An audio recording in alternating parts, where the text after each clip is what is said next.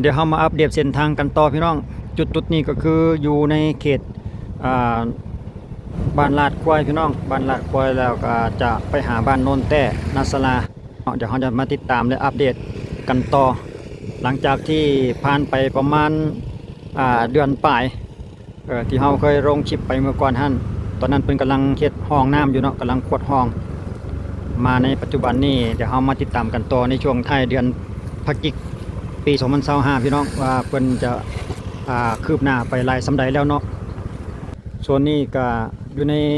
จุดเริ่มต้นห้อยต่อระหว่างบ้านลาดควายหาบ้านโนนแต้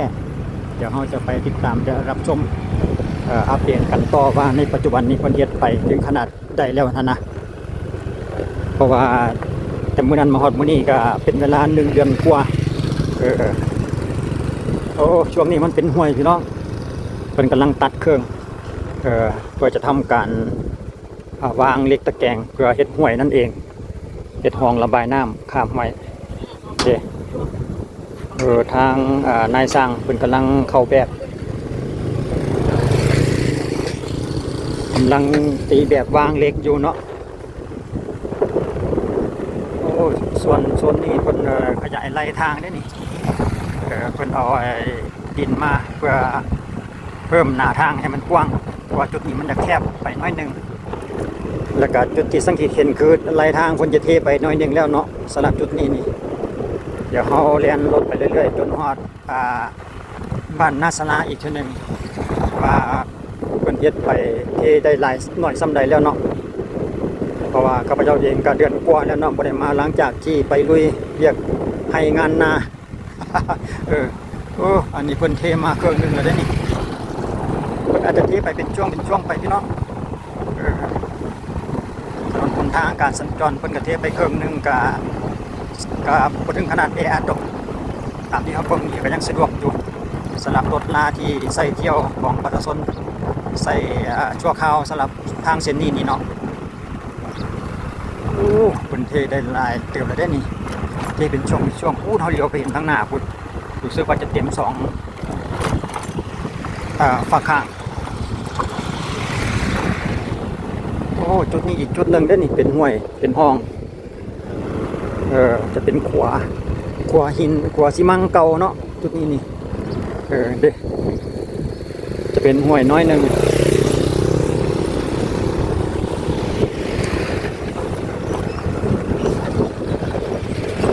ยะมาถึงจุดนี้เต็มเลยพี่น้องเอ้ยสุดยอดหลาย2ฝั่งข้างเรียกว่าเทเต็มจุดนี้ก็เขาเขตบ้านโนนแต้รู้สึกว่าจะสำเร็จไปเป็นที่เรียบร้อยยังเหลือแต่อนามัยเพราะว่าสังเกตเห็นพึ่งกำลังทำเสร็จแล้วใหม่ๆมาสั่นต่อไปแต่ว่าเต็มเลย2ฝาข้างเดี๋ยวเราไปเบิ่งไปอีกเรื่อยๆจากระยะหนึ่งก่อนว่าเป็นเห็นลักษณะนี้นี่เทเต็มวัดนี้ฮอดจุดใดได้แล้วเนาะลมแห้งพี่น้องเอ้ยช่วงท้ายเดือนพฤศจิกายนนี้รู้สึกว่าจะหนาวอากาศหนาวเย็นหนาวแห้งพี่น้องช่วงนี้นะแล้วก็ลมอยากแห้งไปน้อยนึงแต่ผมแน่ใจว่าเสียงมันจะชัดเจนบ่เพราะว่าลมมันกระแทกกับไอ้ไม้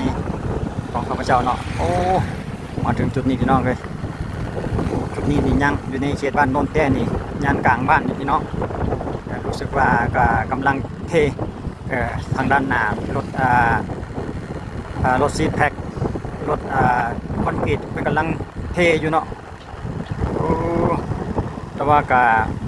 บ่หลายปานใดพี่น้องยังอีกน้อยนึงเนาะเป็นกำลังเทอยู่นั่นเองก็คิดว่าน่าจะสำเร็จภายในมื้อนี้นี่แหละวะคิดว่าเพราะว่ามันนี่เราเฮ็ดตะแกรงมาแล้วก็รดน้ำไว้เป็นที่เรียบร้อยแล้วเนาะสำหรับจุดนี้นี่เพิ่นเฮ็ดสวนผักนำเด้อพี่น้อง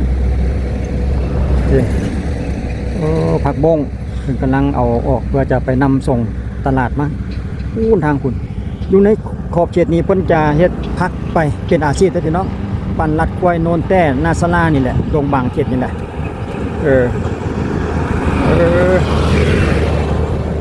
ใครจะสำเร็จเลยพี่น้องสำหรับเส้นทางเส้นนี้นะรู้สึกว่าจะเต็มมีความคืบหน้าไปหลายความคืบหน้าไปหลายบ่แม่นน้อยแล้วนะใกล้จะสำเร็จแล้วเดี๋ยวเราจังเรียนออกไปอีกทางเขตนอกๆของ อันนั้นให้กายเขตบ้านโน่นแต้นี่อีกเบิ่งทีนึงก่อนมาเพิ่นจะเทแล้วหรือยังเด้ทางนายสร้างเพิ่นกำลังคุ้นเคี่ยว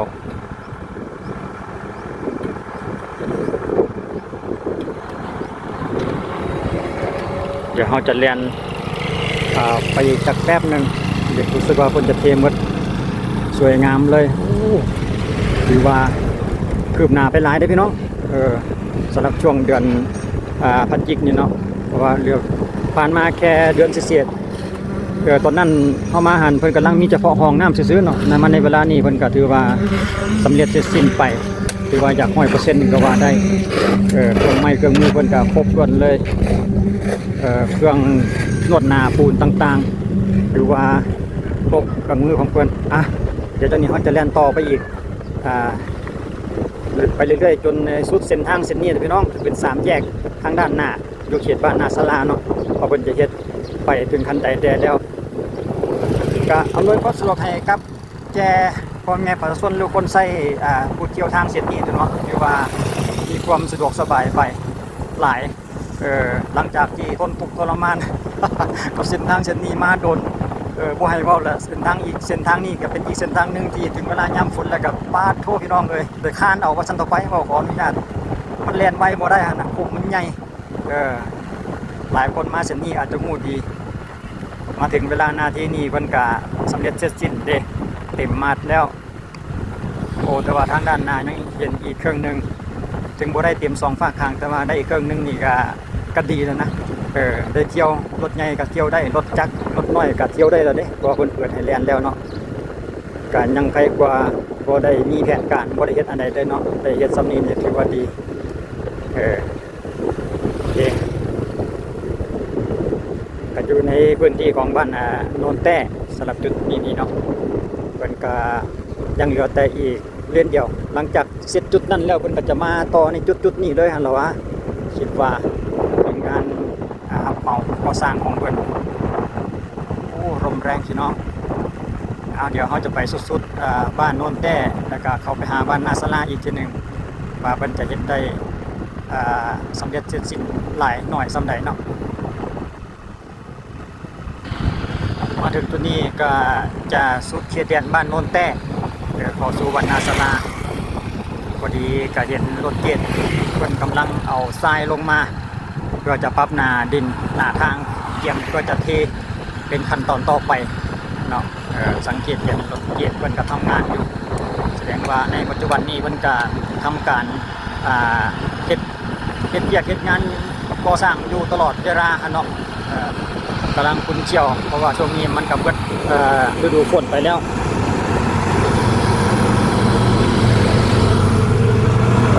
สุดยอดรถเกตกำลังทำงานพี่น้องเพิ่นกำลังปรับหน้าทางอยู่เอาทรายลงใส่ยางสวยรู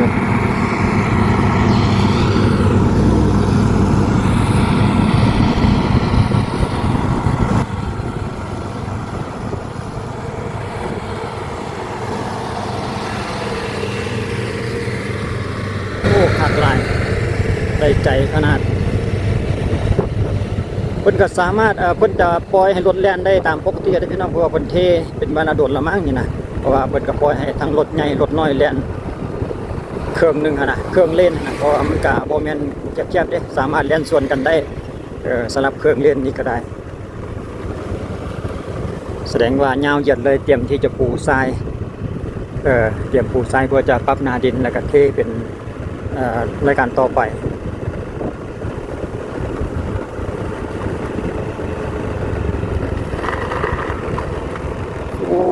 อันนี้รถขนขยะพี่น้องรถขนชิ้นเนื้อคันหมกใหญ่10 ล้อบนรถขนชิ้นขยะก็ได้สรุปแล้วนี่สงสัยไปมาได้สะดวกแล้วพี่น้องเส้นทางเส้นนี้และมาตั้งแต่บ้านโน้นสะอาด4แยกไฟแดงโน้นสะอาดจนมาฮอดจุดนี้สามารถเล่นเที่ยวได้สะดวกแล้วเด้อพี่น้องเอ้ยถ้าว่าท่านใดสนใจมีธุระปะปังที่ว่าใช้ถนนเส้นทางเส้นนี้เนาะมาตั้งแต่บ้านโน้นสะอาดมาฮอดบ้านนาสลาดงบังพี่แหละก็ถือว่าสะดวกสบายแล้วเด้อ รถจักรรถน้อยรถใหญ่สามารถเล่นได้เพราะว่าเพิ่นเทมาจำนวนหลายเดี๋ยวอีกเครื่องนึงแต่ว่าเขาเป็นเครื่องน้อยที่ยังเหลือหันเนาะแล้วก็มีประเภทแบบเป็นไหลทางแด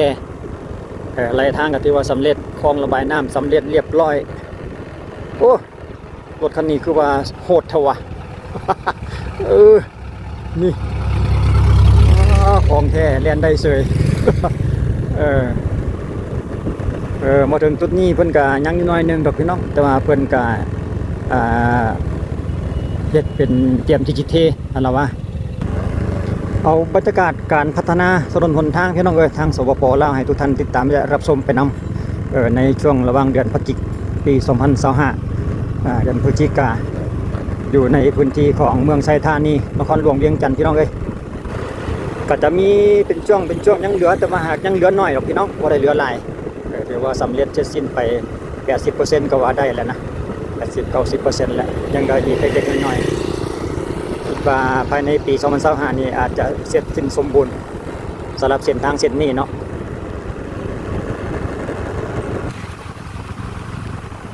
ใกล้จะสำเร็จสมบูรณ์แล้วสรุปแล้วก็มาถึงจุดนี้ก็ยังเหลือแต่เหลือแต่ฟากเดียวเหลือแต่เลนเดียวว่าท่านต่อไปก็ยังเหลือแต่เลนเดียวคือเก่าเนาะส่วนหลายแล้วก็จะแล้วหลายกว่ายังเหลือ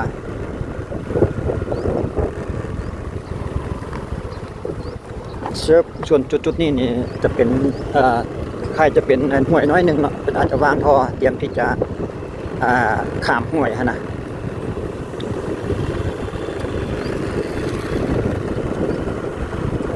อยู่ในเขตบ้านนาสลาสำหรับจุดนี้พี่น้องเรารู้สึกว่าจะเทเต็มหมดทั้งสองฝั่งข้าง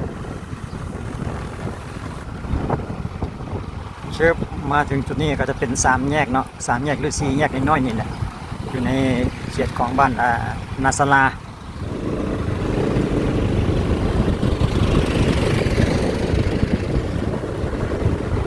นาสลาดงบังพี่น้องสำหรับจุดนี้เนาะ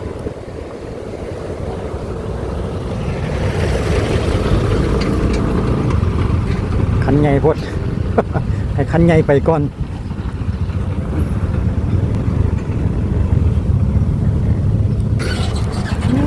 มีแต่รถใหญ่มีแต่รถดำเว้ยเดี๋ยวข้างหน้าก็จะเป็น3แยกแล้วจุดนี้ก็คือของการบ้านนาสลาเนาะถือว่าสำเร็จเสร็จสิ้นพี่น้องมาถึงจุดนี้เป็น3แยกก็ยังเหลือแต่ห้อยต่อระหว่างทางเส้นที่เฮามาเมื่อกี้กับเขามาหาเส้นทางเส้นนี้เนาะคือทางเส้นนี้กับเส้นทางที่ว่าจุดที่รถแล่นเฮามาหั่นเนาะก็คือทางออกไปพุ่นแหละหา13ใต้เส้นทางออกไปหา13ใต้ได้เนาะเส้นทางเนี่ยเนาะไปในเขตบ้านดงบังไปดงบังไปนามนเนาะแล้วก็แล่นไปทางนี้นี่ก็จะไปทางท่าดินแดงหรือว่าหนองสงหองหรือว่าทางนาพอกเนาะเส้นทางที่ว่ารถกำลังแล่นมานี่เองรถคันนี้ก็เข้าไปทางเส้นใหม่สรุปแล้วเส้นทางเส้นนี้ก็ถือว่าสำเร็จเสร็จสิ้นไปเกือบ100%ก็ว่าได้แล้วพี่น้องช่วงเดือนพฤศจิกายนปี 2025เอาอัปเดตเส้นทางให้ทุกท่านได้ติดตามและรับชมจุดนี้ก็คือเป็นของการบ้านนาสลาเนาะจะเป็น3แยกที่ว่าเขตบ้านดงบังถือว่าอำนวยความสะดวกให้กับพ่อแม่พี่น้องประชาชนทุกคนที่ว่า